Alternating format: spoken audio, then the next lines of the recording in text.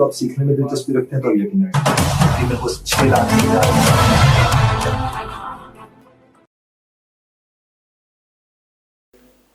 ابھی پچھلے دنوں میں نے اپنی میری جو فیس بک ہے سید اجاز بخاری کے نام سے، وہاں پر میں نے ایک شعر لکھا کہ وہ جو پہلو میں میرے رہتے ہیں ان سے پہلو بچا کے نکلا ہوں۔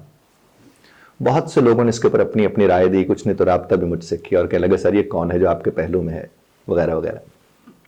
تو مجھے اس سے ایک بات ذہن میں آئی جو میں نے کہا کہ میں آپ کے ساتھ شیئر کروں۔ دیکھیے صاحب، ایک بات کے نا کئی پہلو ہوتے ہیں، ہر شخص اسے اپنے حساب سے دیکھ رہا ہوتا ہے۔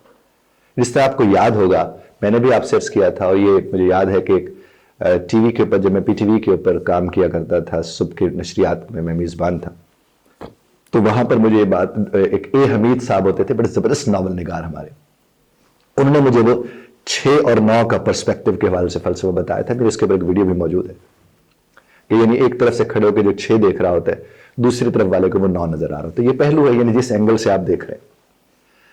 اب وہ جو پہلو بچا کے نکلنا تھا، میں نے جب وہ بات کی تو وہ یوں تھا کہ میں گھر سے نکلنے لگا تو جو بچے ہوتے ہیں گھر میں، آپ کو ان سے بچ کے نکلنا ہوتا ہے، اور وہ رہتے تو آپ کے پہلو میں ہی ہیں۔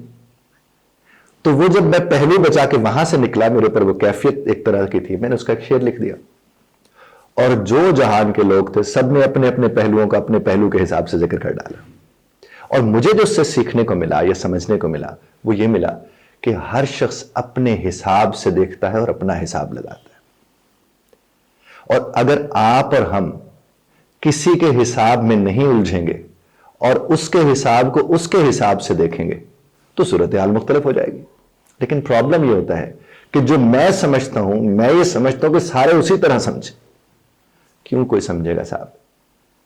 آپ ایک بچے کے ساتھ جب بیٹھ کے بات کرتے ہیں، آپ کہتے ہیں جس طرح آپ ایک 60 65 70 برس والے ہیں، وہ 20 22 برس والا اسی اینگل میں جا کے اس کو دیکھے اور سمجھے۔ وہ کیسے کر سکتا ہے صاحب؟ ارے جن کے انگوٹھے نہیں ملتے ان کے دماغ کہاں سے مل سکتے ہیں؟ نہیں مل سکتے نا صاحب۔ انفرادیت ہی تو سب سے بڑی خوبصورتی ہے ہم سب کی۔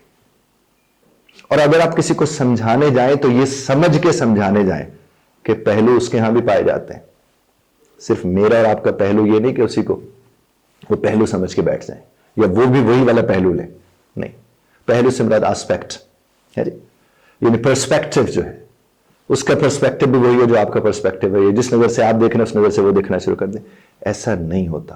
بہت کم ایسا ہوتا ہے کہ ہمارے ارد گرد کچھ لوگ ایسے پائے جاتے ہیں جو ایک ہی نظر سے چیزوں کو دیکھ رہے ہوتے ہیں۔ یہ جو محبت میں مبتلا ہوتے ہیں ایک دوسرے کی، وہ کیا ہوتا ہے؟ وہ ایک دوسرے کا خیال رکھتے ہوئے گیس ورک پہ چل رہے ہوتے ہیں کہ شاید اس کو یہ اچھا لگے گا، چلو میں یہ کر لیتا ہوں۔ لیکن چوں ہی جب ان کے ہاں یہ شادی جیسے رشتے میں بنتے ہیں، کیوں اس کو سب سے زیادہ شکوے ہوتے ہیں ان کو؟ کیونکہ انہیں پہلے لگتا تھا کہ ان کے پہلو ایک جیسے ہیں، اور بعد میں انہیں لگنے لگتا ہے نہیں، اس کا تو اپنا ایک پہلو تھا، اس کا تو اپنا ایک پہلو تھا، کیونکہ اپنے اپنے پہلو ہوتے ہیں جی۔ تو میرا پہلو تو وہی تھا صاحب، اور یہ وضاحت نہیں حقیقت ہے۔ ہاں، اس سے جس نے اپنا اپنا پہلو نکالا بہت اچھی بات ہے، کام ہوا نا بھائی کسی نہ کسی کا۔ اکثر یہ ہوتا ہے۔ بڑی خوبصورت بات مجھے یاد ہے ان کی، ساحر لدھیانوی ایک غضب کے شاعر گزرے، وہ انہوں نے بڑی بات اچھی کی کہ کون روتا ہے کسی اور کی خاطر ہے دوست، سب کو اپنی ہی کسی بات پہ رونا آیا۔ سب کہیں نہ کہیں اپنے حساب سے چیزوں کو ریلیٹ کر رہے ہوتے ہیں۔